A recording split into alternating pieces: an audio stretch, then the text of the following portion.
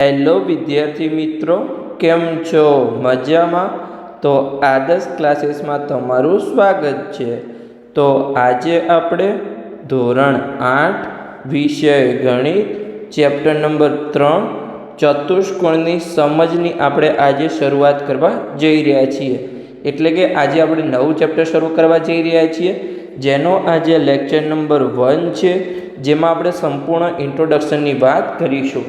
એટલે કે ચેપ્ટરમાં કઈ કઈ થિયરી આવે છે, કયા કોન્સેપ્ટ આવે છે, આપણે બધું તમને સમજાવવાનો પ્રયત્ન કરીશું, બેઝિકથી લઈ અને આપણે લાસ્ટમાં ચેપ્ટરની દરેક ચતુષ્કોણના પ્રકાર શું છે, કેવી રીતે તમે આઈડેન્ટિફાય કરી શકો છો, એના આધારે તમે કેવી રીતે દાખલા ગણી શકો છો, એને આપણે સંપૂર્ણ માહિતી આપીશું.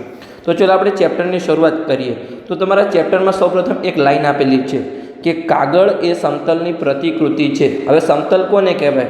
આપણે જે પણ વસ્તુને 2D માં જોઈએ, એટલે કે 2 ડાયમેન્શનમાં જોઈએ, જેને લંબાઈ અને પહોળાઈ હોય, માત્ર 2 જ માપ હોય, એને આપણે શું કહીએ છીએ? એક સમતલ કહીએ છીએ.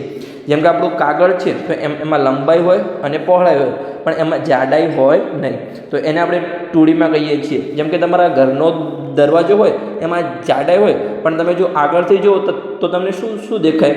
કાં તો એની લંબાઈ દેખાય, કાં તો એની પહોળાઈ દેખાય, પણ તમને આગળથી જાડાઈ દેખાય નહીં. જો તમે સાઈડમાંથી જ જુઓ તો તમને એની જાડાઈ દેખાય. પણ જે 2 માપમાં હોય, એટલે કે 2 ડાયમેન્શનમાં હોય, એને આપણે શું કહીએ છીએ? સમતલ કહીએ છીએ. જેમ કે કાગળ એ શું છે? સમતલની પ્રતિકૃતિ છે. પછી આપણે જોઈએ તો કે સમતલીય વક્ર.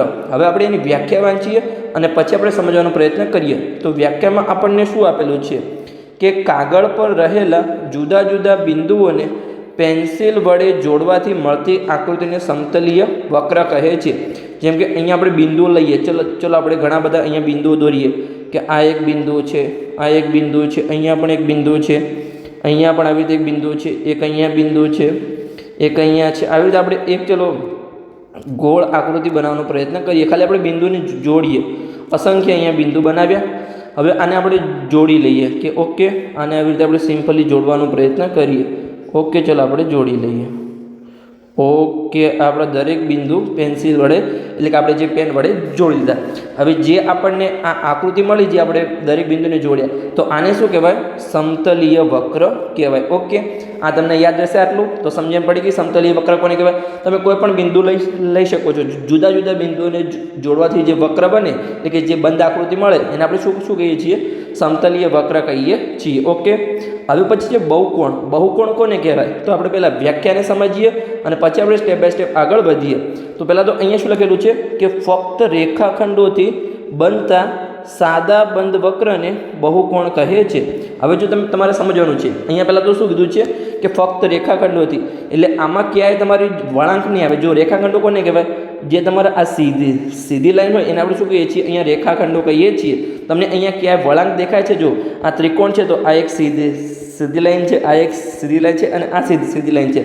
3 સીધી લાઈન જોડાઈને અહીંયા એક ત્રિકોણ બન્યો છે. તો આને શું કહેવાય? આ 3 રેખાખંડ કહેવાય. જેમ કે ચોરસમાં 4 રેખાખંડો જોડાય અને ચોરસ બનાવે. પછી ષટકોણ હોય તો 6 રેખાખંડો જોડાય અને ષટકોણ બનાવે છે. પણ કેવું છે? તમારી દરેક અહીંયા સીધી લાઈન છે, તો ફક્ત રેખાખંડો વડે. અને સાદો બંધ વક્ર કોને કહેવાય? તો કે અહીંયા જો તમે જે આ 4 આકૃતિ દેખાય છે, તમને કેવી દેખાય છે? બંધ. ક્યાંય પણ અહીંયા ખુલ્લું નથી. જેમ કે અહીંયા તમે જોશો, આ નીચે જે આપણે જો અહીંયા શું લખેલું છે કે જે વક્ર બહુકોણ નથી, તો આ આકૃતિ કેવી છે? તમે અહીંયા જો, અહીંયા જો, આમ જો આ બંધ હોત તો આને આપણે બહુકોણ કહો. પણ આ અહીંયાથી કેવી છે? ખુલ્લી છે. અહીંયાથી જગ્યા છે. તમે અંદર જો માણસને કોઈને મૂકો તો આ બહાર નીકળી શકે છે. આ ઉદાહરણ ખાલી તમને સમજવા માટે છે. આમાં તમે કોઈ પણ માણસને અંદર મૂકો તો ક્યાંય બહાર જવા માટે જગ્યા છે? આમાં ક્યાંય જગ્યા છે? કોઈ પણ આકૃતિમાં બહાર જવા માટે જગ્યા નથી. આ તો તમને સિમ્પલ સમજવા માટે. તમને એમને પણ દેખાય છે કે દરેક આકૃતિ કેવી છે? અહીંયા બંધ છે. હવે સાદા બંધ વક્ર કોને કહેવાય? સાદા અથવા સરળ, તમારું એક જ શબ્દ છે. તો જો ક્યાંય પણ એકબીજાની છેદે નહીં. જેમ કે અહીંયા તમે જોશો આ આકૃતિ, તો આ આકૃતિમાં શું છે? અહીંયા જો આ અહીંયા 2 લાઈન છેદે છે. પછી અહીંયા તમે જોશો તો અહીંયા જો આ લાઈન અહીંયા એક લાઈનને છેદે છે. તો સાદા કોને કહેવાય? સિમ્પલી કે ક્યાંય પણ તમારું છેદે નહીં એકબીજાને. તો તમારે યાદ રાખવાનું છે કે બહુકોણ કોને કહેવાય? ફક્ત રેખાખંડો બને અને કેવું હોય? સાદો હોય. સાદો એટલે ક્યાંય પણ લાઈન છેદે નહીં. પછી બંધ વક્રને આપણે શું કહીએ છીએ? બહુકોણ કહીએ છીએ. સિમ્પલ. તમને યાદ હશે, ત્રિકોણ એક બહુકોણ છે, ચોરસ એક બહુકોણ છે, ષટકોણ છે, પછી પંચકોણ છે. તમે એવું નથી કે તમે આવી રીતે 12 દોરી શકો. આ શું કહેવાય? આ બહિર્મુખ બહુકોણ કહેવાય અને અંતર્મુખ કહેવાય. ક્યારે આવશે આગળ આપણે કોન્સેપ્ટ આવશે ત્યારે હું તમને સમજાવીશ. તમે અહીંયા આવી રીતે અંદર પણ દોરી શકો છો. ઓકે, તમારી કોઈ પણ આકૃતિ હોય એને આપણે બહુકોણ કહીએ છીએ, પણ કેવી હોવી જોઈએ? ફક્ત રેખાખંડોથી બનેલી હોવી જોઈએ અને સાદો બંધ વક્ર હોવો જોઈએ. હવે આપણે આગળ વધીએ તો અહીંયા જો વિકર્ણ છે. હવે વિકર્ણ કોને કહેવાય? જેમ કે બહુકોણના, અહીંયા ચાલો આપણે રકમ વાંચીએ કે બહુકોણના ક્રમિક ન હોય તેવા શિરોબિંદુઓને જોડતા રેખાખંડને બહુકોણનો વિકર્ણ કહે છે. ક્રમિક એટલે કે જેમ કે અહીંયા જો આ ત્રિકોણ છે તો અહીંયા આ બિંદુ છે, તો આ બિંદુ સિવાયના બિંદુને આપણે જોડીએ અને જે આપણને મળે એને આપણે વિકર્ણ કહીએ છીએ. પણ કેવું? ત્રિકોણમાં એક પણ વિકર્ણ હોય નહીં. ત્રિકોણમાં કેટલા વિકર્ણ હોય? 0 હોય. પછી ચોરસ છે, જેમ કે આ આપણો ચોથા નંબરનું શિરોબિંદુ છે, તો એના બાજુના બે તમારે ક્રમિક શિરોબિંદુ લેવાના નથી. એના સિવાયનું જે શિરોબિંદુ હોય, જેમ કે અહીંયા આ જે બે છે એને તમે જોડો અને આ જે રેખાખંડ બને તો આને શું કહેવાય? વિકર્ણ કહેવાય. પછી અહીંયા આપણે ધારો કે એકમાં લઈએ તો એકના બાજુના બે કયા શિરોબિંદુ છે? તો કે 2 અને 4. એના સિવાયનું તમારે શિરોબિંદુ તમે જોડો તો આને શું કહેવાય? તમારું વિકર્ણ કહેવાય. તો ચોરસમાં કેટલા વિકર્ણ હોય? 2 જો. તમે અહીંયા જો 2નું જોશો તો એમાં પણ 1 અને 3 તો બાજુના છે, એટલે ક્રમિક ન હોય તેવા બાજુવાળા તમારે લેવાના નથી. એના સિવાયના જેટલા પણ શિરોબિંદુ એટલા તમે લઈ શકો છો. જેમ કે અહીંયા આપણને ષટકોણ આપેલું છે, તો ચલો એમાં આપણે વારા પરથી વિકર્ણ દોરીએ. ટોટલ આપણે 9 વિકર્ણ અહીંયા બનશે. તો ચલો આપણે 9 વિકર્ણ દોરીનું તમને બતાવું છું, એટલે તમને પરફેક્ટલી આઈડિયા આવી જશે. જેમ કે અહીંયા આ 1 નંબરનું શિરોબિંદુ છે, તો એમાં તમારે 6 અને 2 ને લેવાના નથી. જે આપણે બાજુમાં હોય એને લેવાના નથી. એના સિવાયના તમારે દરેક શિરોબિંદુને આપણે જોડી લઈએ. તો અહીંયા જો 1 સાથે 5 જોડાશે, પછી અહીંયા 1 સાથે 4 જોડાશે અને પછી અહીંયા 1 સાથે 3 જોડાશે. તો આને શું કહેવાય? વિકર્ણ કહેવાય. પછી અહીંયા હવે આપણે આ જે છે 2ના આપણે વિકર્ણ આ જે શિરોબિંદુ છે 2 એના આપણે વિકર્ણ દોરવાનો પ્રયત્ન કરીએ. તો એના બાજુના તમારે ક્રમિક શિરોબિંદુ લેવાના નથી. એટલે કે અહીંયા તમે 1 અને 3ને જોડી ના શકો. એના સિવાયના કોઈ પણ શિરોબિંદુને આપણે જોડીએ. તો અહીંયા શું હતું આપણું? અહીંયા 6 હતા, તો 6 લખી દઈએ. ઓકે, ચલો જે પેન હતી એનાથી જ આપણે લખી દઈએ, ભૂસાઈ ગયું છે. તો અહીંયા 6 હતા. તો ચલો હવે આપણે જોડી લઈએ. આપણે અલગ પેનનો ઉપયોગ કરીએ અહીંયા. તો અહીંયા 2થી આપણે 6ને જોડીશું, પછી અહીંયા 5ને જોડીશું અને પછી અહીંયા આપણે 4ને જોડીશું. ઓકે, તો આ સિમ્પલ આપણું જોડાઈ ગયું. હવે આપણે 3ના શિરોબિંદુ લઈએ. તો જો 3ના બાજુના પહેલાં તો કયા શિરોબિંદુ છે? 2 અને 4. તો આને આપણે લેવાના નથી. એના સિવાયના તમે દરેક શિરોબિંદુને જોડી શકો છો. તો અહીંયા જો ઓલરેડી એક સાથે તો જોડેલું છે, તો ફરી આપણે જોડવાની જરૂર નથી.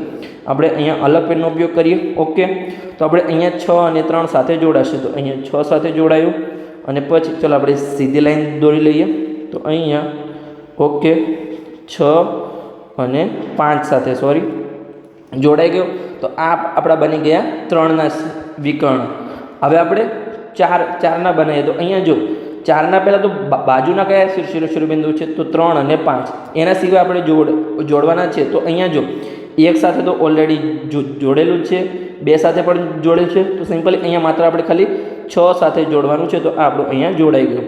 હવે તમે જોશો તો દરેકમાં જોડેલું છે. જેમ કે અહીંયા તમે જોશો તો અહીંયા જો અને તમે 5માં જોવો તો જો 3 આપણે જોડેલા છે. તો પહેલાં તો 6 અને 4 તો આવશે નહીં, અને 1 સાથે પણ જોડેલું છે, 2 સાથે પણ જોડેલું છે અને અહીંયા 3 સાથે પણ જોડેલું છે. તો સિમ્પલી હવે તમારે વિકર્ણ બનાવવાની જરૂર નથી, પણ તમે સિમ્પલી વિકર્ણને ગણી લો. કેટલા વિકર્ણ થયા તમારા? જુઓ, આ બ્લુ પેનવાળા 3 છે, પછી પેલી પેનવાળા 3 છે, જે ડાર્ક બ્લુ છે એના 3, એટલે ટોટલ 6 થયા. અને બીજી પેનવાળા 3 છે, તો એ આપણા ટોટલ 9 વિકર્ણ અહીંયા થયા. તમે ગણી શકો છો. આવી રીતે તમારે વિકર્ણ દોરવાના છે. એટલે કે તમારે શું કરવાનું છે? જેમ કે અહીંયા ત્રિકોણમાં તમારા કેમ 0 વિકર્ણ આવ્યા? તો જો ધારો કે આ આપણે શિરોબિંદુ લઈએ તો એના બાજુના બંને શિરોબિંદુ લેવાના નથી. તો હવે તમે કોના સાથે જોડો ત્રિકોણમાં? કેમ કે ટોટલ 3 તો શિરોબિંદુ જ છે. તમારા મિનિમમ જો તમારે વિકર્ણ દોરવું હોય તો તમારા 4 શિરોબિંદુ હોવા જોઈએ. જેમ કે ચોરસમાં આપણા 2 વિકર્ણ બન્યા અહીંયા અને ષટકોણમાં આપણા 9 વિકર્ણ બન્યા. તમે આવી રીતે વિકર્ણ દોરી શકો છો. ઓકે, તમને વિકર્ણનો કોન્સેપ્ટ સમજણ પડી ગયો કે બહુકોણના ક્રમિક ન હોય તેવા શિરોબિંદુને આપણે જોડીએ. એટલે કે જે પણ શિરોબિંદુ લઈએ એના બંને બાજુના સિવાયના આપણે કોઈ પણ શિરોબિંદુને જોડીએ સામેવાળા, તો એને આપણે શું કહીએ છીએ? વિકર્ણ કહીએ છીએ. ઓકે, હવે આપણે બહુકોણ શીખ્યા હતા. તો એમાં 2 પ્રકારના બહુકોણ આવે. એક છે અંતર્મુખ બહુકોણ અને એક છે બહિર્મુખ બહુકોણ. હવે કોને અંતર્મુખ અને બહિર્મુખ કહેવાય એ હું તમને સમજાવું છું. પહેલાં આપણે એના થોડા કોન્સેપ્ટ સમજી લઈએ. તો જે બહિર્મુખ બહુકોણ છે તેના વિકર્ણનો કોઈ પણ ભાગ બહુકોણના બહારના ભાગમાં હોતો નથી. કોનો? તો કે બહિર્મુખ. આપણે પહેલાં બહિર્મુખનો કોન્સેપ્ટ સમજીએ છીએ કે વિકર્ણનો કોઈ પણ ભાગ ક્યારે પણ જે છે એ બહુકોણના બહારના ભાગમાં ના હોય. જેમ કે અહીંયા તમે જોશો, આ દરેક આકૃતિમાં છે વિકર્ણ ક્યાં છે? એના જે બહુકોણની અંદર જ છે. તો આને પણ શું કહેવાય? બહિર્મુખ બહુકોણ કહેવાય, અને આને પણ બહિર્મુખ જ બહુકોણ કહેવાય, બંનેને. ઓકે, તમે સમજી ગયા. પછી શું છે કે બહિર્મુખ બહુકોણના જે બધા જ ખૂણા 180 કરતાં નાના હોય છે. તમે અહીંયા જોશો, જેમ કે આપણા પ્રકાર છે, આ જે આપણા છે એ બહિર્મુખ બહુકોણ છે. તો એમાં જુઓ તમે, અહીંયા તમે વિકર્ણ કોઈ પણ દોરશો તો કેવા તમને વિકર્ણ મળશે? અહીંયા અંદરની સાઈડે તમને બધા વિકર્ણ મળશે. ઓકે, અને જે દરેક ખૂણા છે એ કેટલા છે? 180 કરતાં તમારા નાના છે. દરેક ખૂણા, તમારો કોઈ પણ ખૂણો 180 કરતાં મોટો થશે જ નહીં ક્યારે પણ. જેમ કે અહીંયા તમારા 90 અંશના ખૂણા હશે. પછી અહીંયા જો આ ખૂણા થોડા નાના હશે, આ ખૂણા થોડા 90 કરતાં મોટા હશે, પણ ક્યારે પણ 180 અંશ કરતાં મોટો ખૂણો કોઈ પણ હશે નહીં. ઓકે, તો આ આપણું થઈ ગયું બહિર્મુખ બહુકોણનો કોન્સેપ્ટ. પછી આપણે અંતર્મુખ. તો અંતર્મુખમાં આપણને શું આપેલું છે કે અંતર્મુખ બહુકોણમાં કોઈ પણ એક વિકર્ણ તો બહારના ભાગમાં હોય ને હોય. જેમ કે તમને બતાવું, આ જે છે આપણા ચારે, એ શું છે? અંતર્મુખ બહુકોણ છે. તેમાં તમારું એક વિકર્ણ બહાર હશે. જેમ કે આ તમે જોડો, અહીંયા જો આ તમારો આ બંને શિરોબિંદુને જોડો તો આને શું કહેવાય? તમારું વિકર્ણ કહેવાય. ઓકે, એમ કે જો આ એનું આ જે છે શિરોબિંદુ, એનું બાજુનું આ એક શિરોબિંદુ થયું અને આ એક શિરોબિંદુ થયું. તો એના સિવાયના આપણે શિરોબિંદુને જોડ્યું છે. તો ઓકે, અને આમાં પણ એવું જ થશે. આ જે શિરોબિંદુ છે એના બાજુના બંને શિરોબિંદુ આ થશે. તો આને તમે જોડી શકો છો. આને શું કહેવાય? જે બહાર આવ્યું અને વિકર્ણ કહેવાય. ઓકે, તો તમારું એક વિકર્ણ તો બહાર જ આવશે દરેકમાં. તો તમે જોશો આવી રીતે, તો એક વિકર્ણ તમારું બહાર જ આવશે. ક્યારે? જ્યારે તમારું અંતર્મુખ બહુકોણ હશે ત્યારે. અને તમારે એક વસ્તુ શું યાદ રાખવાની? જ્યારે અંતર્મુખ બહુકોણમાં જે તમારું મુખ છે એ કઈ તરફ હશે? અહીંયા અંદરની તરફ હોય તો તમારું અંતર્મુખ બહુકોણ, અને જો તમારું બહારની તરફ અહીંયા મુખ આવી રીતે સિમ્પલી આકૃતિ હોય તો એને બહિર્મુખ બહુકોણ કહેવાય. પછી અહીંયા આપણને શું આપેલું છે એક અંતર્મુખ બહુકોણ માટે? કે અંતર્મુખ બહુકોણનો ઓછામાં ઓછો એક ખૂણો તો 180 અંશ કરતાં મોટો હોય છે. તમે અહીંયા જોશો તો આ જે ખૂણો છે એ કેટલો છે? અહીંયા 180 અંશ કરતાં મોટો છે. આ ખૂણો પણ અહીંયા 180 અંશ કરતાં મોટો છે. તમારો મિનિમમ એક ખૂણો તો 180 અંશ કરતાં મોટો હશે. વધારે હોઈ શકે છે, પણ મિનિમમ એક ખૂણો તો 180 અંશ કરતાં મોટો હશે. હવે તમને અંતર્મુખ અને બહિર્મુખનો કોન્સેપ્ટ પૂછે તો તમને આવડી જાય કે બહિર્મુખમાં શું હોય? દરેક વિકર્ણ તમારા અંદરની સાઈડ હોય, અને અંતર્મુખમાં શું હોય? મિનિમમ એક વિકર્ણ તો તમારું બહાર હોય. પછી શું છે કે બહિર્મુખમાં દરેક ખૂણાના જે માપ છે એ 180 અંશ કરતાં મોટા હોય, અને અંતર્મુખમાં શું હોય? મિનિમમ એક ખૂણો તો તમારો 180 અંશ કરતાં મોટો હોય. તમારા ચારે ચાર અહીંયા કોન્સેપ્ટ ક્લિયર થઈ ગયા. ઓકે, તમને અંતર્મુખ અને બહિર્મુખનો સમજણ પડી ગઈ. કયા બહુકોણને અંતર્મુખ કહેવાય અને કયા બહુકોણને બહિર્મુખ કહેવાય. ઓકે, અને તમને આકૃતિ પરથી પણ સિમ્પલી આઈડિયા આવી જાય. પણ આજે તમારા ચાર મુદ્દા છે એ પણ તમારે યાદ રાખવાના છે. કોમાં તમારું કયા બહુકોણમાં તમારું વિકર્ણ, બધા જ વિકર્ણ અંદર હોય, કયામાં તમારું મિનિમમ એક વિકર્ણ તો બહાર જ હોય, કયા જે બહુકોણ છે એમાં તમારા દરેક ખૂણા 180 અંશ કરતાં નાના હોય, અને કયા જે બહુકોણ છે એમાં મિનિમમ તમારો એક ખૂણો 180 અંશ કરતાં મોટો હોય. આ તમારે ચારે કોન્સેપ્ટ ખાસ યાદ રાખવાના છે. તમારા નાના મુદ્દામાં તમને પૂછાઈ શકે છે. ઓકે, અને તમારા જે આગળ સ્વાધ્યાય આવશે એમાં પણ તમારે આ કોન્સેપ્ટનો ઉપયોગ થશે. તો આપણે આગળ વધીએ. હવે આપણને આપેલું છે અહીંયા કે નિયમિત અને અનિયમિત બહુકોણ કોને કહેવાય? તો ચલો આપણે જે નિયમિત બહુકોણ કોને કહેવાય? કે સમબાજુ અને સમકોણીય હોય. હવે સમબાજુ એટલે કે શું? જેની દરેક બાજુઓ સમાન હોય, અને સમકોણીય એટલે કે જેના દરેક ખૂણા સમાન હોય. એટલે કે જે નિયમિત બહુકોણ છે, જો એમાં લખેલું છે કે નિયમિત બહુકોણ એટલે અહીંયા તમે વાંચી શકો છો કે અંદરના બધા જ ખૂણાના માપ સરખા હોય, અને બહુકોણની બધી જ બાજુના માપ સરખા હોય. એટલે કે સમબાજુ, દરેક બાજુ સમાન, અને સમકોણીય એટલે કે દરેક ખૂણા સમાન. એને આપણે શું કહીશું? સિમ્પલી નિયમિત બહુકોણ કહીશું. અને જો તમારો એક પણ ખૂણો સમાન ના હોય તો આપણે શું કહીશું? અનિયમિત બહુકોણ કોને કહેવાય? કે જેમાં સમબાજુ તો સમકોણીય ના હોય, તમારો એક પણ ખૂણો તમારો અલગ હોઈ શકે છે. પણ આમાં કેવું, જે તમારું નિયમિત હોય એમાં તમારી દરેક બાજુ પણ સમાન હોવી જોઈએ, અને દરેક ખૂણા પણ તમારા સમાન હોવા જોઈએ. તમને આકૃતિ પરથી સમજાવું છું કે નિયમિત અને અનિયમિત. તમે અહીંયા જોશો, આ જે તમારા ચારેક જે આકૃતિ છે આપેલી એ શું છે? અહીંયા આપણું નિયમિત બહુકોણ છે. તમે આમાં જોશો, જેમ કે ત્રિકોણ છે, તો ત્રિકોણમાં દરેક ખૂણાના માપ કેટલા હોય? અહીંયા જેમ કે સમબાજુ ત્રિકોણ હોય તો અહીંયા જો દરેક બાજુ સમાન છે, અને આપણા દરેક ખૂણા સમાન છે. કેટલા અંશના ખૂણા હોય? 60 અંશના ખૂણા હોય. જેમ કે આ જે છે, તમને પૂછે કે જે 3 બાજુવાળા આપણે જે નિયમિત બહુકોણ છે એને શું કહેવાય? તો તમે સમબાજુ ત્રિકોણ કહી શકો છો. પછી 4 બાજુવાળા નિયમિત બહુકોણને શું કહેવાય? ચોરસ કહેવાય. તો ચોરસમાં જોશો તો શું હશે? ચારે બાજુ પણ સમાન હશે, અને ચારે ખૂણા પણ સમાન હશે, અને કેટલા અંશના હશે? અહીંયા 90 અંશના હશે. જેમ કે પંચકોણ હોય તો એમાં પણ ચારે બાજુ અને ચારે ખૂણા સમાન છે. પછી આ ષટકોણ છે તો એમાં પણ તમે જોઈ શકો છો 6 બાજુ અને 6 ખૂણા સમાન છે. અને કેટલા અંશના હશે તો 60 અંશના હશે. હવે મને કેવી રીતે ખબર પડી કે આમાં તમારો ખૂણો આ 60 અંશનો હશે, આમાં આ ખૂણો 90 અંશનો હશે, આમાં આ ખૂણો તમારો 60 અંશનો હશે, જે આમાં ખૂણો છે કેટલાનો હશે, જે આ પંચકોણ છે એમાં 72 અંશનો ખૂણો હશે. હવે મને કેવી રીતે ખબર પડી કે આ ખૂણા સરખા ખૂણા તો થયા, પણ કેવી રીતે? તો તમે જોશો કોઈ પણ તમારું બહુકોણ હોય એના દરેક ખૂણાનો સરવાળો કેટલો હોય તમારો 360 અંશ હોય. જે પણ બંધ આકૃતિ હોય આવી રીતે એનો 360 અંશનો સરવાળો થાય. જેમ કે જો તમારા 4 ખૂણા કરતાં વધારે હોય તો 360 અંશ થાય, અને જો તમારા 3 ખૂણા હોય ત્રિકોણ હોય તો એનો સરવાળો કેટલો થાય 180 અંશ થાય. એ તમારે ખાસ યાદ રાખવાનું છે. જો ત્રિકોણમાં 180 અંશ હોય અને 3 ખૂણા સરખા હોય તો ભાગ્યા 3 કરો તો 60 મળે. જેમ કે તમારું ચોરસ છે તો એમાં 360 ભાગ્યા 4 પર તમને 90 મળે. પછી આમાં જે 5 ખૂણા છે એમાં 360 ભાગ્યા તમે 5 કરો તો 72 મળે, અને આમાં તમે 360 ભાગ્યા 6 કરો તો તમને 60 અંશ મળે. સિમ્પલ તમને મળી ગયું. હવે તમે આમાં જોશો જે તમારે નિયમિત બહુકોણ નથી તો એમાં તમે જોશો આ તમારો ખૂણો 90 અંશનો છે અને આ બંને ખૂણા 90 અંશ કરતાં નાના છે. ઓકે, આ તમારો કાટકોણ ત્રિકોણ છે. એમાં જો આ બાજુ તમારી સૌથી મોટી છે અને આ બંને બાજુ અલગ અલગ છે. તો શું હોવું જોઈએ? નિયમિતમાં તમારું દરેક બાજુ અને દરેક ખૂણા સરખા હોવો જોઈએ. જેમ કે આ તમારું શું છે, અહીંયા તમને લંબચોરસ આપેલો છે. લંબચોરસમાં શું આપેલું છે? સામસામેની બાજુ તો સમાન છે પણ તમારી ચારે બાજુઓ સમાન નથી. જો અહીંયા તમારા ખૂણા દરેક સમાન છે 90 અંશના, પણ તમારી ચારે બાજુ અહીંયા સમાન નથી. તો આને શું કહેવાય? તમારો અનિયમિત બહુકોણ. આને નિયમિત કહેવાય ને, ભલે તમારી સામસામેની બાજુ સમાન છે તો પણ આ શું આવશે? તમારું અનિયમિત બહુકોણમાં જ આવશે. પછી જેમ કે અહીંયા તમને જો આ બે બાજુ સમાન આપેલી છે તો પણ આપણો અનિયમિત બહુકોણ હશે. કેમ કે તમારી દરેક બાજુ અને દરેક ખૂણા તમારા સમાન હોવા જોઈએ. જેમ કે આમાં તમે જોશો તો આ ચારે બાજુ સમાન છે અને આ બીજી બે સામસામેની બાજુ અહીંયા સમાન છે, પણ શું ચારે બાજુ સમાન હોવી જોઈએ? અને એટલે કે દરેક બાજુ સમાન હોવી જોઈએ અને દરેક ખૂણા સમાન હોવા જોઈએ, ત્યારે તમારું નિયમિત બહુકોણ થશે. તમને કોન્સેપ્ટ સમજણ પડી ગયું નિયમિત અને અનિયમિતનો. તમને આગળ અંતર્મુખ અને બહિર્મુખમાં પણ કોન્સેપ્ટ ક્લિયર થઈ ગયું. તો હવે આપણે આગળ વધીએ. આગળનો કોન્સેપ્ટ શું છે? બહિષ્કોણ. હવે બહિષ્કોણ કોને કહેવાય? તો અહીંયા જો બહિષ્કોણમાં શું કીધું છે કે બહુકોણની કોઈ પણ બાજુને લંબાવતા બહુકોણનો બહિષ્કોણ મળે. ચલો તમને અહીંયા આપણે એક ષટકોણ દોરીએ. તો અહીંયા ચલો સિમ્પલ આપણે એક ષટકોણ દોરવાનો પ્રયત્ન કરીએ કે આ આપણો એક ષટકોણ છે. ચલો આપણે થોડો મોટો દોરવાનો પ્રયત્ન કરીએ. ઓકે, તો આ આપણો સિમ્પલી ષટકોણ દોરીએ અહીંયા. Okay, perfect. આગળ વધીએ અહીંયા. તો આને થોડું આપણે નાનું કરી દઈએ, નજીક લાવી દઈએ. ઓકે, આ આપણું થઈ ગયું ષટકોણ. ઓકે, આ તમને એક ષટકોણ મળી ગયો. હવે જો આમાં તમારે કેવી રીતે તમને બહિષ્કોણ મળશે? આપણે કયો કોન્સેપ્ટ હાલ સમજીએ છીએ? બહિષ્કોણ. એ તમારે ખાસ ધ્યાન રાખવાનું છે. બહિષ્કોણ કોને કહેવાય?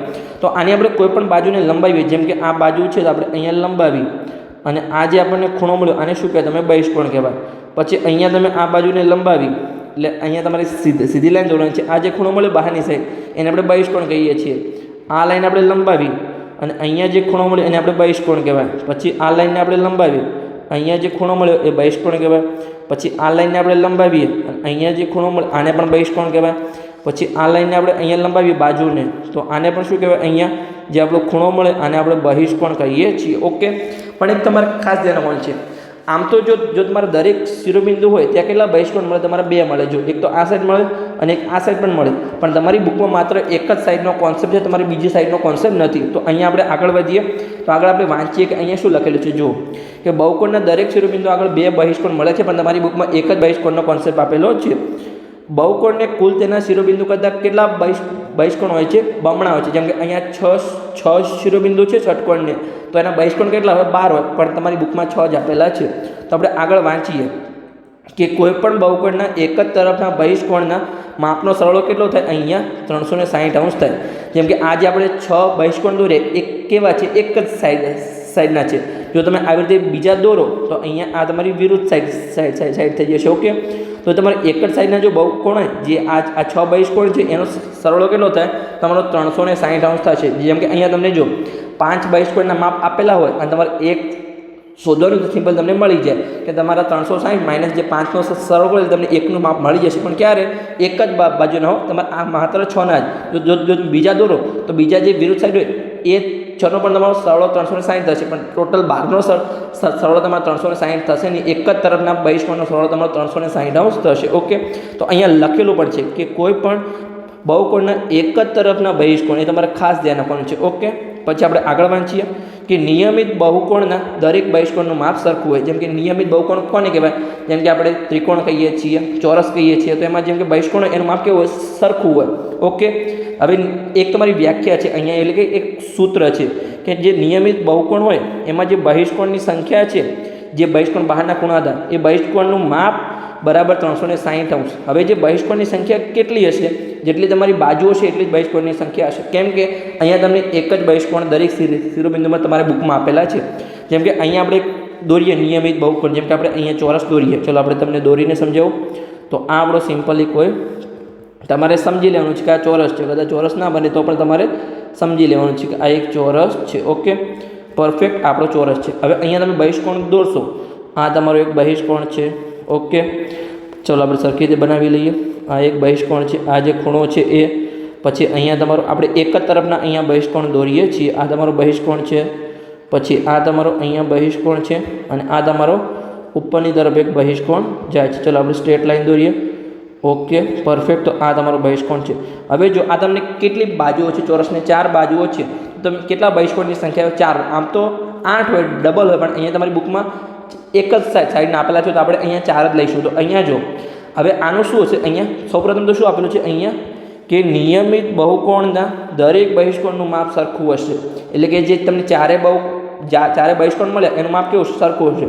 હવે આનું આપણે માપ શોધવું તો કેવી રીતે શોધાય? તો અહીંયા જો તમને એક સૂત્ર આપેલું, તમારી બુકમાં નથી આપેલું, પણ અહીંયા હું લખું છું. જો બરાબર, તો બહિષ્કોણની સંખ્યા કેટલી છે? ચોરસમાં 4 છે. તો આ જે છે તમારે જો બહિષ્કોણનું માપ શોધવું હોય તો 360 ભાગ્યા જે આ બહિષ્કોણની સંખ્યા છે. તો બહિષ્કોણની સંખ્યા 4 છે, તો અહીંયા ભાગાકારમાં 4 મૂકીશું તો આપણને કેટલું મળશે? અહીંયા 90° મળશે. તો સિમ્પલી જે ચોરસના દરેક જે બહિષ્કોણનું માપ કેટલું હશે? અહીંયા એ પણ તમને અહીંયા 90°નું મળશે. ઓકે, તો આ તમારે ખાસ યાદ રાખવાનું છે. ત્રિકોણમાં તમને કેટલું મળશે? સિમ્પલી તમને 360 ભાગ્યા 3 કરીશું તો કેટલા થશે? 120° તમને મળશે બહિષ્કોણનું માપ. પછી જેમ કે ષટકોણ હોય તો ષટકોણમાં શું હોય? 360 ભાગ્યા 6 તો કેટલું મળશે? તમને 60° મળશે. આવી રીતે તમને દરેક બહિષ્કોણના માપ તમે શોધી શકો છો, પણ શેમાં? તમારો નિયમિત બહુકોણ હોય એમાં. ઓકે, નિયમિત બહુકોણ શું હતો? એક તો મેં તમને શીખવાડી દઉં. ફક્ત તમારું કેવું હોવું જોઈએ કે જો પહેલાં તો બહુકોણ કઈને કહેવાય? મેં વ્યાખ્યા યાદ કરો. ચાલો તમને કે ફક્ત રેખાખંડોની બનેલી હોય અને સાદા બંધ વક્ર હોય એને આપણે બહુકોણ કહીએ છીએ. પણ નિયમિત બહુકોણમાં શું હોય? દરેક બાજુ પણ સમાન હોય અને દરેક ખૂણા પણ સમાન હોય, એને આપણે નિયમિત બહુકોણ કહીએ છીએ. અને આપણે એના બહિષ્કોણનું માપ અહીંયા શોધીએ છીએ. ઓકે, તો તમારો કોન્સેપ્ટ ક્લિયર થઈ ગયો. તમને બહુકોણની વ્યાખ્યા આપણે રિવિઝન કરાવી લીધી અને નિયમિત બહુકોણની પણ વ્યાખ્યા પણ તમને રિવિઝન કરાવી લીધી. ઓકે, તો હવે આપણે આગળ વધીએ. હવે અહીંયાથી આપણું મેઇન ચેપ્ટર શરૂ થવા જઈ રહ્યું છે કે ચતુષ્કોણ કોને કહેવાય. તો ચાલો આપણે અહીંયા ચતુષ્કોણ શીખીએ. તો પહેલાં તો આપણે જોઈશું અહીંયા ચતુષ્કોણની વ્યાખ્યા. તમારો અહીંયા જે આગળ આપણે ટોપિક શીખ્યા બધા એ બેઝિક ટોપિક હતા. આપણે શું શીખ્યા? તો પહેલાં તો આપણે સમતલીય વક્ર શીખ્યા, પછી આપણે બહુકોણ શીખ્યા, પછી આપણે વિકર્ણ વિશે માહિતી મેળવી, પછી અંતર્મુખ અને બહિર્મુખ બહુકોણ આપણે શીખ્યા, પછી આપણે શીખ્યા નિયમિત અને અનિયમિત બહુકોણ શીખ્યા, પછી આપણે બહિષ્કોણના આખો ટોપિક શીખ્યા કે કેવી રીતે તમે બહિષ્કોણના માપ તમે શોધી શકો છો. જે દરેક બહિષ્કોણ હોય એનો સરવાળો ટોટલ 360° હોય છે. પછી આપણે નિયમિત બહિષ્કોણ માટે શીખ્યા કે બહિષ્કોણની સંખ્યા ગુણ્યા બહિષ્કોણનું માપ બરાબર 360° થાય છે. અને આપણે ચોરસ માટે શોધ્યું પણ ખરા કે 90° આપણને મળ્યું. હવે આપણે મેઇન ટોપિક છે ચતુષ્કોણ. તો ચાલો આપણે ચતુષ્કોણની અહીંયાથી શરૂઆત થાય છે. તમારા જે ચેપ્ટરનું નામ છે ચતુષ્કોણની સમજ. અહીંયા હવે તમારો આવશે ચતુષ્કોણ અને આપણે એના દરેક પ્રકાર જોવાના છીએ. તો સૌપ્રથમ તો ચતુષ્કોણ કોને કહેવાય? તો આપણે એની વ્યાખ્યા જોઈએ કે 4 સમતલીય બિંદુ પૈકી કોઈ પણ બિંદુઓ સમરેખ ન હોય. કોઈ પણ 3 બિંદુ હશે અહીંયા, કોઈ પણ 3 બિંદુઓ સમરેખ ન હોય તો તેવા 4 બિંદુઓને ક્રમમાં જોડવાથી મળતી બંધ આકૃતિને શું કહીએ છીએ? આપણે ચતુષ્કોણ કહીએ છીએ. જેમ કે અહીંયા આપણે 4 શિરોબિંદુઓ લઈએ. ચલો આપણે અહીંયા લઈએ કે આ આપણા 4 શિરોબિંદુ છે. આ એક શિરોબિંદુ, આ બીજું, અને તમારે ત્રીજું એક જ લાઇનમાં નથી લેવાનું. તો અહીંયા તમને શું કીધું છે કે કોઈ પણ 3 જે શિરોબિંદુ છે તમારા સમરેખ ન હોય, એટલે કે સીધી રેખામાં તમારે 3 બિંદુ નથી લેવાના. ત્રીજું બિંદુ તમારે અલગ લેવાનું છે. તો અહીંયા આપણે ત્રીજું બિંદુ ચલો આપણે અહીંયા લઈએ અને ધારો કે ચોથું બિંદુ આપણે અહીંયા લઈએ. કોઈ પણ જગ્યાએ તમે લો, પણ તમારા 3 બિંદુ સીધી રેખામાં હોવા જોઈએ નહીં. હવે આ 4 બિંદુને તમે જોડો અને જે બંધ આકૃતિ મળે એને તમારું સિમ્પલી ચતુષ્કોણ કહેવાય. જેમ કે અહીંયા આપણે જોડી લઈએ. ચલો આ આપણે અહીંયા જોડી લીધું, તો આને આપણે સિમ્પલી અહીંયા ચતુષ્કોણ કહીશું. ચલો આપણે જોડી લઈએ. ઓકે, તો આ જે બંધ આકૃતિ બની એને ચતુષ્કોણ કહેવાય. ચતુષ્કોણમાં શું હોય? 4 બાજુ હોય અને 4 ખૂણા હોય. જેમ કે અહીંયા જો આ આપણો ખૂણો છે, આ આપણો ખૂણો છે, આ આપણો ખૂણો છે અને આ આપણો ખૂણો છે. 4 ખૂણા થઈ ગયા, 4 બાજુ છે અને તમારા 2 વિકર્ણ હશે. જો મેં તમને શીખવાડ્યા છે કે તમારે જેમ કે આ શિરોબિંદુ લઈએ તો એના બાજુના બંને શિરોબિંદુ સિવાયના શિરોબિંદુને તમે જોડો તો એને વિકર્ણ કહેવાય. તો આપણે આ વિકર્ણને જોડી લઈશું. પછી આપણે બાજુવાળા માટે લઈએ તો પણ એવું થશે. તો આમાં પણ આપણું સામસામે અહીંયા તમારે ચતુષ્કોણમાં માત્ર 2 જ વિકર્ણ છે, એટલું તમારે ખાસ સિમ્પલી યાદ રાખી રહેવાનું છે. ઓકે, તો આપણા થઈ ગયા અહીંયા વિકર્ણ. સમજણ પડી ગઈ? ચતુષ્કોણનો કોન્સેપ્ટ ક્લિયર થઈ ગયો. તો હવે આપણે જોઈએ કે ચતુષ્કોણમાં કેટલા અંગો હોય છે. ચલો આપણે જોઈએ. તો અહીંયા જો ચતુષ્કોણમાં કુલ 10 અંગો હોય છે. એમાં 4 બાજુઓ હોય, 4 ખૂણાઓ હોય અને 2 વિકર્ણો હોય છે. મેં તમને સમજાવ્યું કે ચતુષ્કોણમાં શું હોય. જો આપણી આ 4 બાજુઓ છે, દરેક બાજુ આપણે સમજ્યા. Okay concept. પછી આપણે 4 ખૂણા પણ મેં તમને બતાવ્યા અને 2 વિકર્ણ પણ બતાવ્યા. તો આ 10 શું છે ટોટલ એના ચતુષ્કોણના કુલ અંગો છે. તો 10 અંગો છે, એમાં 4 બાજુઓ, 4 ખૂણાઓ અને 2 વિકર્ણ. કોન્સેપ્ટ ક્લિયર થઈ ગયો. હવે એક વસ્તુ તમારે ખાસ ધ્યાન રાખવાની છે કે ચતુષ્કોણના 4 ખૂણાનો સરવાળો તમારો 360 અંશ જ થશે. ઓકે, એ મેં તમને આગળ પણ કીધું હતું. ચોરસમાં આપણે 90 અંશના ખૂણા બનાવે ત્યારે, અને અત્યારે પણ કહું છું કે જે 4 ખૂણા છે એનો સરવાળો ટોટલ સરવાળો કેટલો થશે? 360 અંશ થશે. ઓકે, જો તમને 3 ખૂણાના માપ આપેલા હતા, તમને ચોથા ખૂણાનું માપ મળી જાય, તમારા સૂત્ર પરથી તમે શોધી શકો છો. ઓકે, તો હવે આપણે જોઈએ ચતુષ્કોણના પ્રકાર.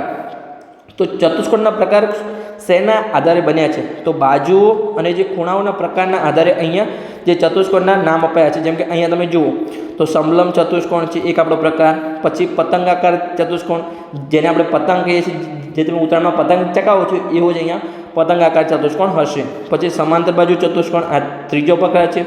પછી એના પેટા પ્રકાર છે. આ જે સમાંતર બાજુ ચતુષ્કોણ છે એના 3 પેટા પ્રકાર છે, જેને આપણે વિશિષ્ટ સમાંતર બાજુ ચતુષ્કોણ કહીએ છીએ.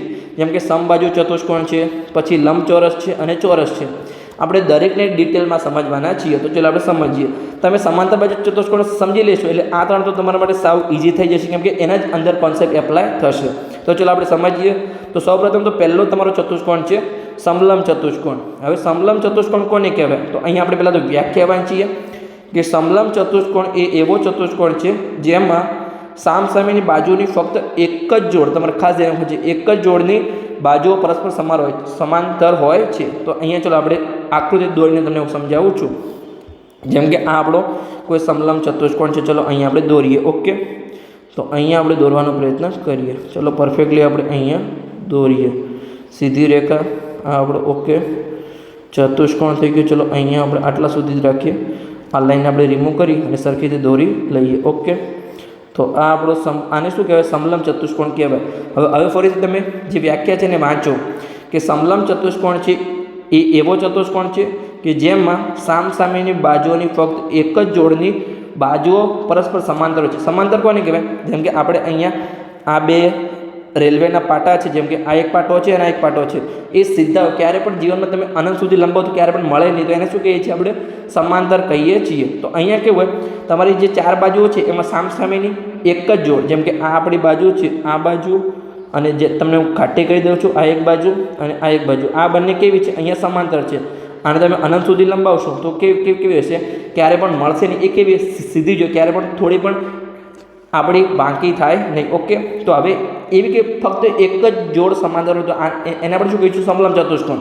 આ બંને જો સમાંતર નથી, જે બીજી 2 બાજુઓ છે તમે અહીંયા જોશો તો જો અહીંયા આપણી ત્રાસી બાજુઓ છે બંને, ક્યારે પણ તમને સમાંતર દેખાશે નહીં. સમાન હોઈ શકે છે પણ સમાંતર તો નથી. તો આની વ્યાખ્યા શું છે કે ફક્ત જે એક જ બાજુની જોડ કેવી હોય? અહીંયા સમાંતર હોય તો એને આપણે સમલંબ ચતુષ્કોણ કહીશું. જેમ કે અહીંયા આપણે નામ આપીએ શિરોબિંદુના. તો અહીંયા ધારો કે એ શિરોબિંદુ છે, અહીંયા બી છે, અહીંયા સી છે અને અહીંયા ડી છે.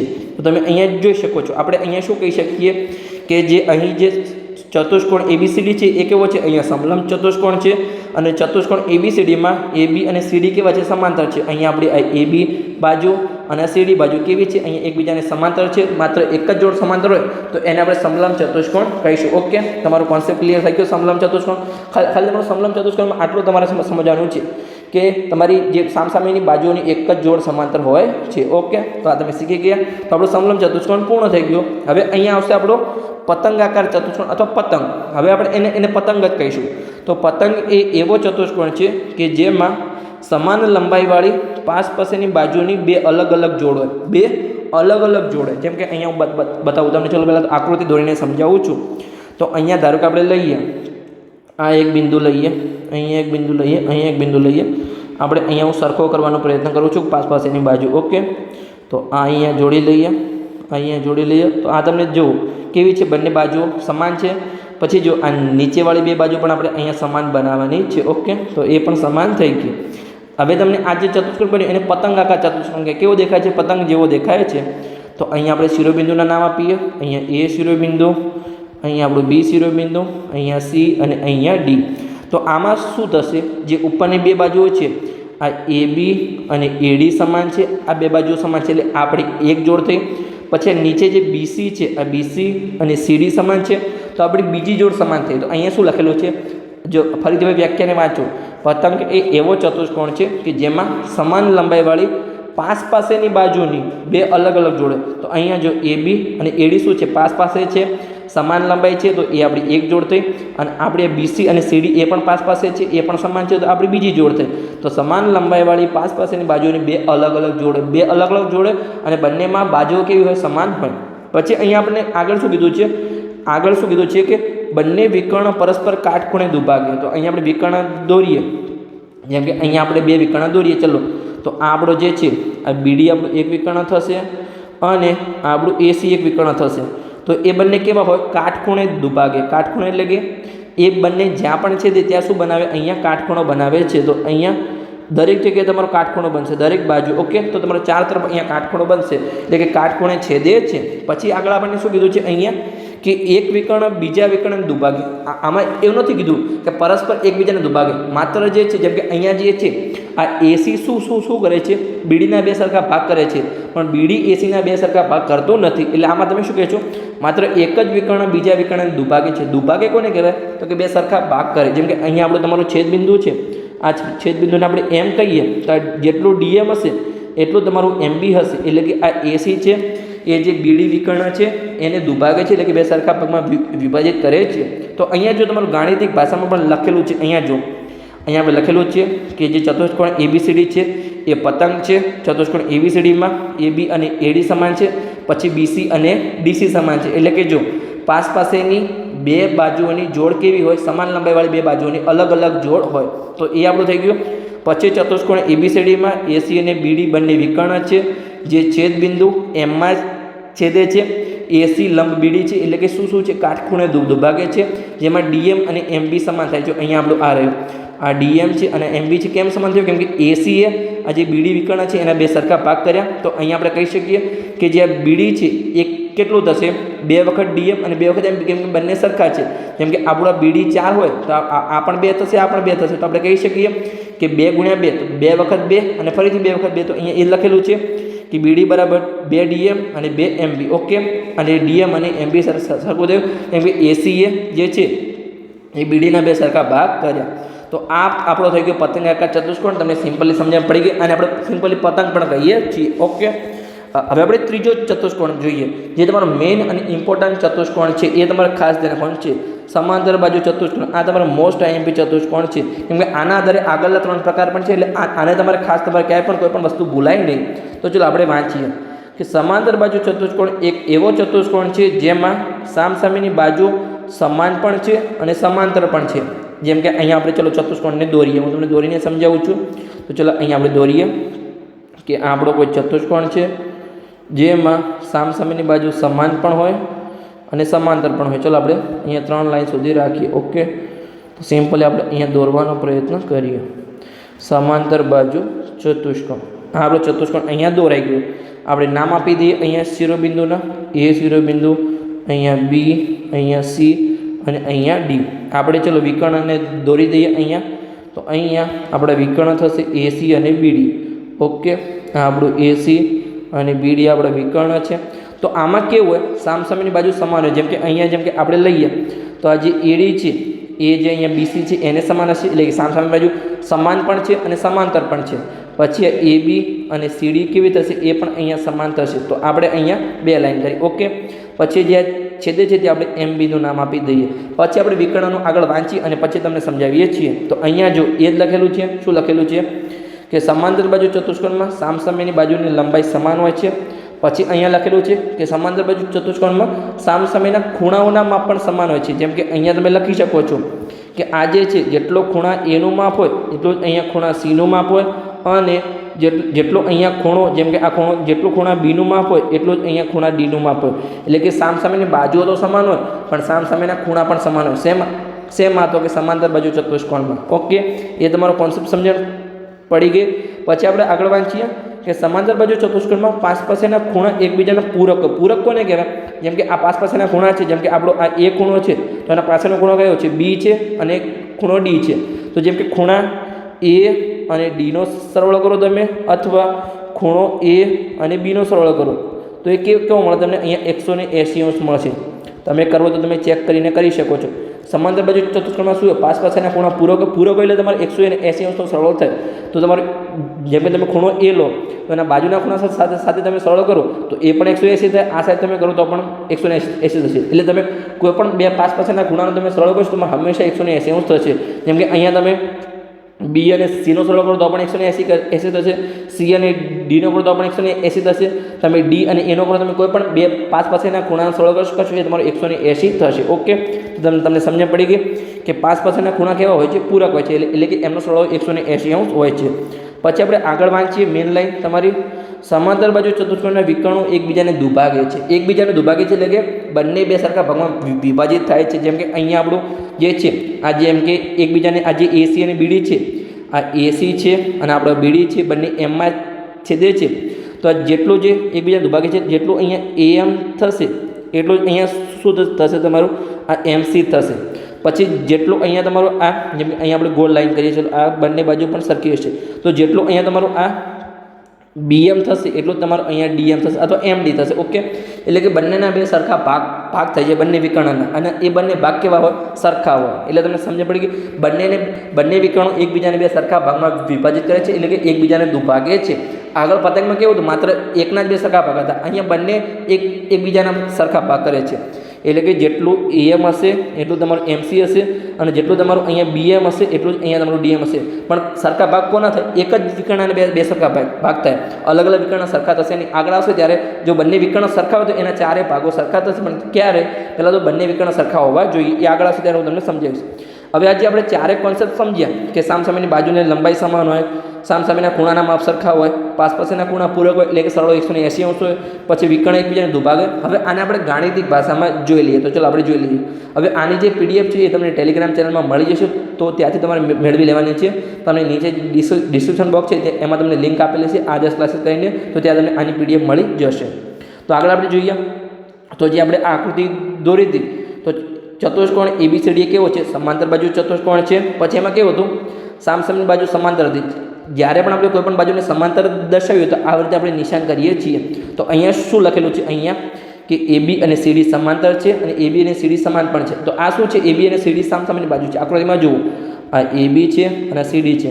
તો સામસામેની બાજુ સમાન પણ છે અને સમાંતર પણ છે. ઓકે, પછી બીજી બે કઈ સામસામેની બાજુ છે? BC અને AD.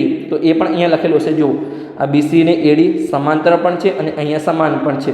પછી શું આપણે શીખ્યા હતા કે સામસામેના ખૂણા સમાન હોય તો ખૂણો A અને C સામસામેના ખૂણા છે અને ખૂણો B અને D સામસામેના ખૂણા છે. તો એ બંને સમાન છે.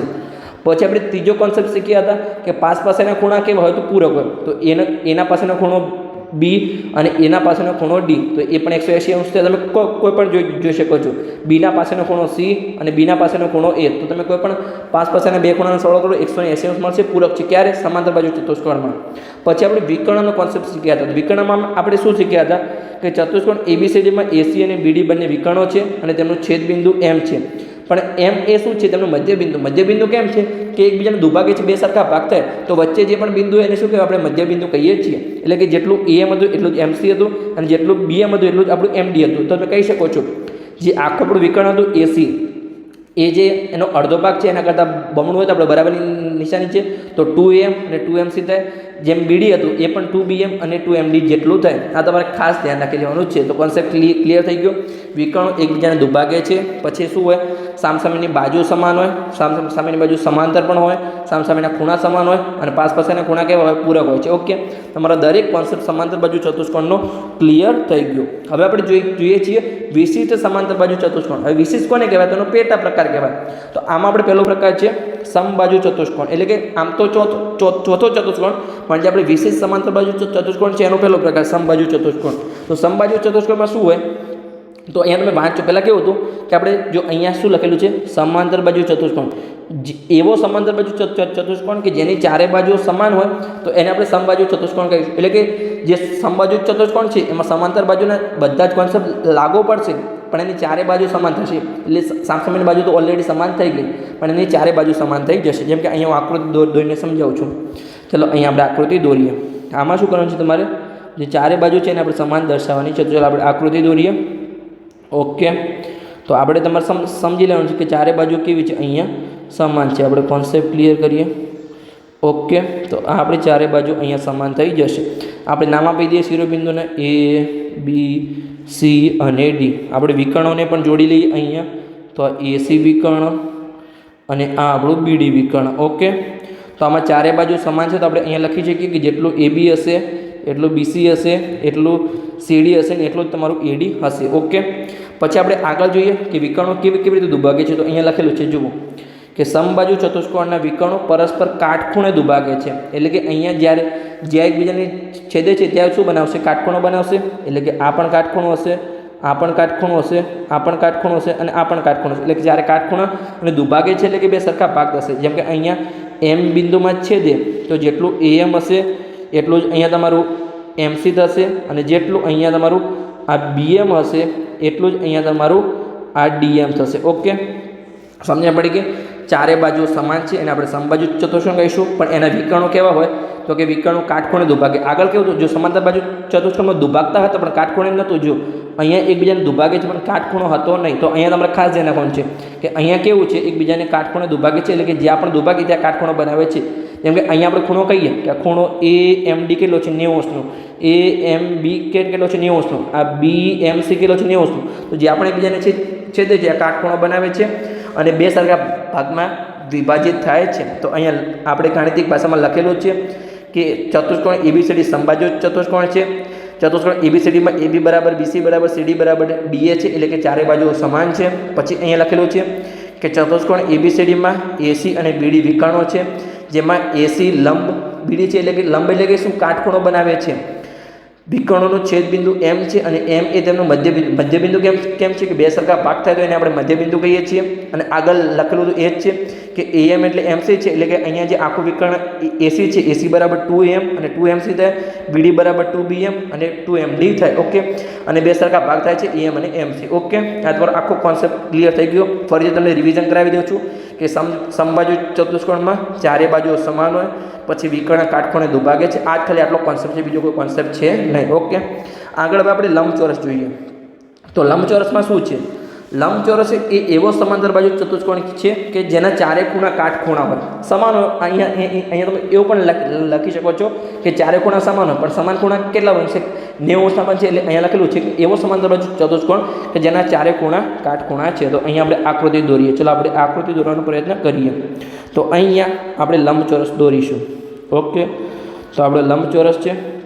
આ લંબચોરસમાં બીજું પણ હોય. એ કેવું હોય, સમાંતર બાજુ ચતુષ્કોણની જેમ જ હોય, સામસામેની બાજુ સમાન હોય, પણ તમારે શું યાદ રાખવાનું છે કે અહીંયા ચારે ખૂણા સમાનતા છે, એટલે કે લંબચોરસ અહીંયા હશે. ઓકે, તો આ તમારું થઈ ગયું. તો આમાં શું થશે, જો આપણે શિરોબિંદુના નામ આપીએ તો આ A શિરોબિંદુ, આ B શિરોબિંદુ, આ C અને અહીંયા D. તો આમાં A પણ 90°નો હશે, B પણ 90°નો હશે, C પણ 90°નો હશે અને અહીંયા D પણ 90°નો હશે. અને જે આપણો આગળનો કોન્સેપ્ટ હતો સમાંતર બાજુ ચતુષ્કોણ, એ તો આમાં લાગુ પડશે કેમ કે આ એનો પેટા પ્રકાર છે. તો આમાં શું હશે, સામસામેની બાજુ તમારી સમાન થશે. તો અહીંયા જેટલું AB હશે એટલું તમારું અહીંયા CD થશે, અને જેટલું AD હશે એટલું અહીંયા તમારું BC થશે. ઓકે, તો એ વસ્તુ તમારે ખાસ ધ્યાન રાખવાનું છે. જો આની કોઈ અલગ વિશેષતા હોય એ તો તમારી હશે જ, પણ સમાંતર બાજુ ચતુષ્કોણના દરેક નિયમ આમાં તમારે એપ્લાય થશે.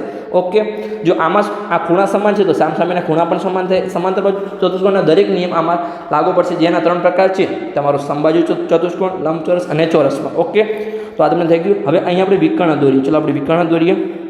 તો અહીંયા આપણે એક વિકર્ણ BD છે અને બીજો વિકર્ણ બનશે અહીંયા તમારું આ AC. ઓકે, તો આમાં તમારે જોવાનું છે કે જો અહીંયા શું લખેલું છે કે લંબચોરસના બંને વિકર્ણોના માપ સમાન છે. એટલે કે અહીંયા જેટલું AC છે એટલું તમારું BD થશે. તો સામસામેની બાજુ તો સમાન છે, પણ પણ પહેલી વાર તમારું અહીંયા વિકર્ણો સમાન થયા તો અહીંયા જો વિકર્ણો શું કરે છે, વિકર્ણો પરસ્પર દુભાગે છે. જો અહીંયા લંબચોરસના વિકર્ણો પરસ્પર દુભાગે છે એટલે કે અહીંયા તમે ધારો કે અહીંયા જે આ છેદે છે ત્યાં આપણે એમ બિંદુ નામ આપીએ. ઓકે, દુભાગે એટલે કે બે સરખા ભાગ થાય.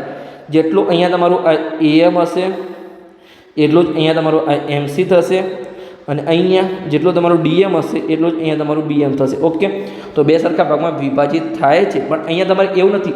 સમબાજુ ચતુષ્કોણમાં શું હતું, કાટખૂણે દુભાગે છે. અહીંયા સિમ્પલી માત્ર દુભાગે છે. અહીંયા લંબચોરસમાં કાટખૂણો બનતો નથી. એ તમારે ખાસ ધ્યાન રાખવાનું છે. ખાલી તમારું જે સમબાજુ ચતુષ્કોણ છે એમાં જ ખાલી કાટખૂણો રચાય છે. ઓકે, તો આપણે જો હવે ગાણિતિક ભાષામાં જોઈએ તો કે ચતુષ્કોણ ABCD લંબચોરસ છે. તમને અહીંયા દેખાય છે કે લંબચોરસ છે. એમાં સામસામેની બાજુ સમાન થશે. પછી ચારે ખૂણા કેવા થશે, સમાન થશે પણ કેટલા થશે, 90 થશે. અને વિકર્ણો કેવા છે, સમાન છે. પહેલી વાર તમારા AC અને BD વિકર્ણો સમાન થયા. જો વિકર્ણો સમાન થાય તો એના જે ભાગ છે જેમ કે AC બરાબર 2M અને 2MC હતું, કેમ કે બે સરખા ભાગમાં વિભાજિત કર્યા એટલે એ તો થયું. BD બરાબર 2BM અને 2MD થયું. તો અહીંયા જો આ જે એના બે ભાગ હતા, જેમ કે અહીંયા આ બંને ACના બે ભાગ છે અને આ BDના બે ભાગ છે એટલે કે બે સરખા ભાગ થયા અને બંને વિકર્ણો AC અને BD તો સમાન છે. તો અહીંયા ચારે ભાગ કેવા થશે, સરખા થશે. મેં તમને આગળ કીધું હતું કે ચારે ભાગ સરખા થાય પણ ક્યારે, જ્યારે બંને વિકર્ણો સરખા હોય ત્યારે. જેમ કે અહીંયા તમને કીધું હોય કે જો આ AC છે એના બે ભાગો સરખા છે. જેમ કે AC તમારું 4 હોય અને BD પણ તમારું 4 હોય. તમને પહેલાં આપેલું જ છે કે AC અને BD સમાન છે. તો એના બે ભાગ સરખા હોય તો આના શું ભાગ પડે, બે ભાગ પડે. આના પણ બે ભાગ બે પડે. તો આ શું છે, ચારે સરખા થાય. ઓકે, તો સિમ્પલ તમે કીધું છે સરખી વસ્તુઓના સરખા ભાગ સમાન થાય. એ તમારે ખાસ ધ્યાન રાખવાનું છે આટલું. ઓકે, સરખી વસ્તુ એટલે કે AC અને BD સરખું હતું, એના સરખા ભાગ કેવા થાય, ચારે ભાગ સમાન થઈ જશે. તો આ તો તમને લંબચોરસમાં તમને સમજણ પડી કે શું છે એવો સમાંતર ચતુષ્કોણ કે જેના ચારે ખૂણા કાટખૂણા હોય, સામસામેની બાજુ સમાન હોય, વિકર્ણ પરસ્પર દુભાગે છે. વિકર્ણ સમાન છે. પહેલી વાર આમાં તમારું વિકર્ણ કેવા હોય છે, બંને વિકર્ણો અહીંયા સમાન છે. એ તમારે ખાસ ધ્યાન રાખવાનું છે. વિકર્ણો સમાન હોય એટલે એના જે ચારે ભાગો છે એ પણ અહીંયા સમાન બની જશે. ઓકે, તો આ તમારો લંબચોરસનો કોન્સેપ્ટ ક્લિયર થઈ ગયો. હવે આપણે ચોરસમાં જોઈએ. તો ચોરસમાં તમારી બે વ્યાખ્યા છે. એક વ્યાખ્યા તો એવી છે કે એવો સમાંતર બાજુ ચતુષ્કોણ કે જેની ચારે બાજુ અને ચારે ખૂણા સમાન હોય, અને એવો લંબચોરસ કે જેની દરેક બાજુ સમાન હોય. લંબચોરસમાં ખૂણા તો સમાન હોય પણ આપણે કહી શકીએ છીએ કે દરેક બાજુ લંબચોરસની દરેક બાજુ સમાન હોય તો એ ચોરસ બની જશે. ઓકે, તો આમાં તમને સમજ પડી કે ચાલો આપણે એની આકૃતિ દોરીએ. ચોરસની આપણે અહીંયા આકૃતિ દોરીએ. તો ચોરસમાં શું થશે, અહીંયા સિમ્પલી આપણો અહીંયા ચોરસ દોરી લઈએ. ઓકે, આ આપણો અહીંયા ચોરસ છે. ચલો, ઓકે, ચોરસમાં શું હોય, ચારે બાજુ અને ચારે ખૂણા સમાન થાય. તો આપણો થઈ ગયો ચોરસ. આપણે શિરોબિંદુનું નામ આપીએ. તમારે સમજી લેવાનું છે કે અહીંયા ચોરસ છે. કદાચ મારાથી આકૃતિ સરખી ના દોરે તમારે સમજી લેવાનું છે કે ચારે બાજુ અને ચારે ખૂણા સરખા છે. ચારે બાજુ અને ચારે ખૂણા કેટલા થશે, અહીંયા 90 થશે. અને ચારે બાજુ સમાન છે એટલે કે અહીંયા જેટલું AB હશે એટલું જ BC હશે, એટલું CD હશે, એટલું જ AD હશે. અહીંયા આપણે વિકર્ણ પણ દોરી લઈએ. તો અહીંયા આપણો વિકર્ણ થઈ ગયા. ઓકે, અહીંયા આપણને નીચે શું આપેલું છે કે બંને વિકર્ણોના માપ સમાન છે એટલે કે જેટલું AC હશે એટલું જ BD હશે. વિકર્ણો પરસ્પર કાટખૂણે દુભાગે છે. તમારું સમબાજુ ચતુષ્કોણમાં પણ કાટખૂણે દુભાગતા હતા, લંબચોરસમાં કાટખૂણે દુભાગતા નહોતા, અને ચોરસમાં ફરીથી તમારે અહીંયા કાટખૂણે દુભાગે છે. તે તમારે ખાસ ધ્યાન રાખવાનું છે. એટલે કે અહીંયા તમારે શું બને છે, જ્યાં પણ છેદે છે અહીંયા ધારો કે આપણે M બિંદુ નામ આપીએ તો અહીંયા તમારે શું બને છે, કાટખૂણો બને છે. ઓકે, તો આ તમારો કાટખૂણો થઈ ગયો અને અહીંયા M બિંદુમાં છેદે છે. અને શું દુભાગે છે, એટલે કે સરખા ભાગ કરે છે. એટલે કે જેટલું અહીંયા AM હશે એટલું જ અહીંયા તમારું MD થશે, અને જેટલું અહીંયા તમારું DM હશે એટલું જ તમારું અહીંયા MB થશે. અને બંને વિકર્ણો સરખા છે એટલે કે અહીંયા તમે કહી શકો છો કે આ ચારે ભાગો કેવા થશે, અહીંયા સરખા થશે. તો અહીંયા પણ તમે 3 લાઈન કરી શકો છો. ઓકે, એટલે કે ચારે ભાગો સરખા થશે. તમે ઉપર લાંબા પણ એવું જ કરી શકો છો. અહીંયા જેમ કે અહીંયા જો આ ચારે ભાગો સરખા થાય એટલે અહીંયા ગોળ રાઉન્ડની જગ્યાએ તમે અહીંયા 3 લાઈન કરી શકો છો, કેમ કે ચારે ભાગો ઓલરેડી સરખા જ છે. ઓકે, તો તમને સમજણ પડી કે કોન્સેપ્ટ આપણો ક્લિયર થઈ ગયો. ઓકે, તો આ આપણું થઈ ગયું કે ચોરસ કોને કહેવાય કે જેની ચારે બાજુ અને ચારે ખૂણા સમાન હોય. તમે એવો સમાંતર બાજુ ચતુષ્કોણ. અને તમે બીજી વ્યાખ્યા એ પણ કહી શકો છો કે એવો લંબચોરસ કે જેની દરેક બાજુ સમાન હોય. લંબચોરસમાં ઓલરેડી ખૂણા તો સમાન છે એટલે આપણે અહીંયા એવો લંબચોરસ કે જેની દરેક બાજુ સમાન છે અને આપણે ચોરસ કહીએ છીએ. ઓકે, તો આમાં શું થશે, હવે વિકર્ણ માટે કહીએ કે બંને વિકર્ણના માપ સમાન છે અને બંને વિકર્ણ પરસ્પર કાટખૂણે દુભાગે છે. કાટખૂણો બનાવે છે અને દુભાગે એટલે કે બે સરખા ભાગમાં વિભાજિત થાય છે અને બંને સમાન છે એટલે કે ચારે ભાગો સમાન બની જશે. હવે આપણે ગાણિતિક ભાષામાં અહીંયા જોઈએ કે ચતુષ્કોણ ABCD ચોરસ છે. પછી શું થશે ABCDમાં આપણે હવે દરેક વસ્તુનું રિવિઝન કરી લઈએ. જો આ ચોરસ શું છે, સમાંતર બાજુ ચતુષ્કોણનો ભાગ છે, એટલે કે સામેની બાજુ અહીંયા સમાંતર થઈ જશે, જેમ કે AB અને CD સમાંતર છે, BC અને AD સમાંતર છે. પછી ચોરસની એક અલગ વિશેષતા છે કે સામેની બાજુ સમાંતર છે, ઓકે, પણ અહીંયા ચારે બાજુ સમાન છે. તો ચારે બાજુ સમાન હોય તો એમાં સામેની બાજુ ઓલરેડી સમાન હોય. પછી અહીંયા શું છે, ચારે ખૂણા સમાન છે, તો એમાં સામેના ખૂણા પણ સમાન થાય. એટલે કે તમારા આ જે ત્રણેય ભાગ છે, સમબાજુ ચતુષ્કોણ, લંબચોરસ અને ચોરસ, એમાં તમારા સમાંતર બાજુ ચતુષ્કોણના દરેક નિયમ લાગુ પડશે. તમારે ચેક કરવું તમે કરી શકો છો કે સામેની બાજુ સમાન હોય અને સામેના ખૂણા પણ સમાન હોય. ઓકે, પછી આપણે આગળ જોઈએ વિકર્ણ માટે. તો અહીંયા ચતુષ્કોણ ABCDમાં AC અને BD વિકર્ણો છે, તેમનું છેદબિંદુ M છે અને M એ તેમનું મધ્યબિંદુ છે. કેમ કે એકબીજાને દુભાગે છે એટલે મધ્યમાં M બિંદુ હોય.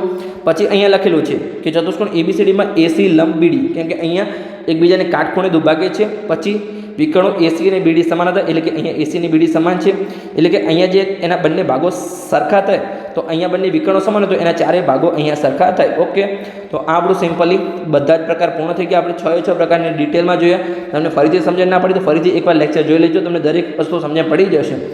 હવે આપણે તમને સ્માર્ટ રિવિઝન કરાવું તો તમને પરીક્ષામાં કોઈક વાર પૂછાય છે, આ તમારે ખાસ ધ્યાન રાખવાનું છે. જેમ કે તમે અહીંયા પૂછે કે શું જે ચોરસ છે એને તમે લંબચોરસ પણ કહી શકો, સમબાજુ ચતુષ્કોણ પણ કહી શકો, સમાંતર બાજુ ચતુષ્કોણ પણ કહી શકો, પતંગાકાર ચતુષ્કોણ પણ કહી શકો અને સમલંબ ચતુષ્કોણ પણ કહી શકો. ચોરસને તમે કોઈ પણ ચતુષ્કોણ કહી શકો. જેમ કે તમને પૂછે કે શું દરેક ચોરસને તમે લંબચોરસ કહી શકો છો, તો હા કહી શકાય. દરેક ચોરસને તમે સમબાજુ ચતુષ્કોણ કહી શકો છો, તો હા કહી શકાય. આટલું તમારું છે, એટલે કે ચોરસને તમે કોઈ પણ ચતુષ્કોણ કહી શકો છો. પછી તમને પૂછે કે લંબચોરસને શું કહે, માત્ર અહીંયા બે જ છે. લંબચોરસને તમને સમાંતર બાજુ ચતુષ્કોણ કહી શકો અથવા સમલંબ કહી શકો. પછી જેમ કે સમબાજુ છે તેમાં તમે 3 છે કે સમલંબને તમે સમાંતર બાજુ કહી શકો, સમલંબ કહી શકો અને તમે પતંગાકાર કહી શકો છો. અને સમાંતર બાજુ ચતુષ્કોણને માત્ર તમે સમલંબ ચતુષ્કોણ કહી શકો છો, અને સિવાય બીજું કહેવાય નહીં. તમે ઉલટું ના કહેવાય કે શું સમાંતર બાજુ ચતુષ્કોણને ચોરસ કહેવાય, કેમ કે સમાંતર બાજુ ચતુષ્કોણમાં માત્ર સામસામેની બાજુને સામસામેના ખૂણા સમાન થાય. ચોરસમાં તો દરેક બાજુને દરેક ખૂણા સમાન થાય. તો ઉલટું તમારું સાચું પડશે નહીં, પણ તમારું આવી રીતે તમે કહી શકો છો કે ચોરસ છે એ કેવો છે, સમાંતર બાજુ ચતુષ્કોણ છે. ઓકે, તો આ શું તમે આ વસ્તુ તમારે ખાસ તમે આનો સ્ક્રીનશોટ લઈ લો અને આ વસ્તુ તમે ખાસ યાદ કરી લેજો. તો અહીંયા તમારું ઇન્ટ્રોડક્શન લેક્ચર પૂર્ણ થઈ ગયો. તો લેક્ચર સારો લાગ્યો હોય તો ચેનલને સબસ્ક્રાઈબ કરી લેજો અને તમારા મિત્રોને વિડીયો શેર કરજો, તો એમને પણ સરળ ભાષામાં ગણિત શીખવા મળે.